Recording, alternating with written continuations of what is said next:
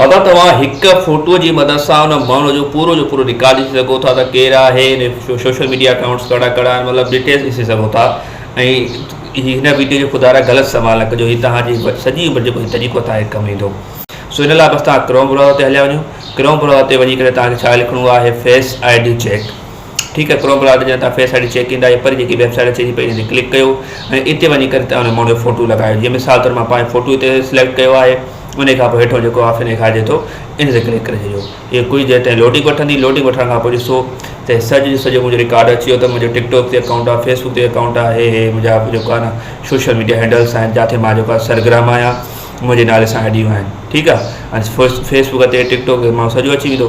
पोइ इते अगरि तव्हां कंहिंजी टिकटॉक ते क्लिक कंदो या फेसबुक ते क्लिक कंदो, खुलंदियूं न उहे आइडियूं। तव्हांखे चवंदो त भाउ प्रो वर्जन ख़रीद कयो, मतिलबु पैसा लॻायो।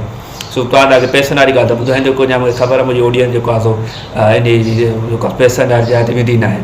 सो तव्हां इन जो स्क्रीनशॉट वठो। स्क्रीनशॉट वठण खां पोइ जेको आहे पंहिंजी गैलरी में अचो ऐं जेको आहे सो उन फोटो जी वञी न स्क्रीनशॉट जेको कढियो आहे उन खोलियो वञे। उन खां पोइ शेयर करे गूगल लेंस ते हिनखे शेयर करे छॾियो। गूगल लेंस जी तव्हांखे एप्लीकेशन प्ले स्टोर तां मिली वेंदी, अगरि तव्हांजे मोबाइल ते पहिरियां खां इंस्टॉल न आहे। सो गूगल लेंस खे तव्हां उतां इंस्टॉल करे सघो था।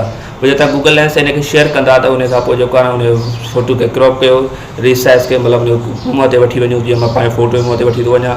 हाणे ॾिसो मुंहिंजा यूट्यूब जो ऐं तव्हांजे साम्हूं फेसबुक जा अकाउंट अची विया आहिनि। जॾहिं मां फेसबुक ते क्लिक कयो त तव्हांजे साम्हूं तव्हांजे भाउ जो फेसबुक अकाउंट अची वियो। इन तरीक़े सां तव्हां कंहिं बि माण्हू जो तव्हां जेको आहे सोशल मीडिया हैंडल्स ॾिसी सघो था, जिथे उहो सरगर्म आहे।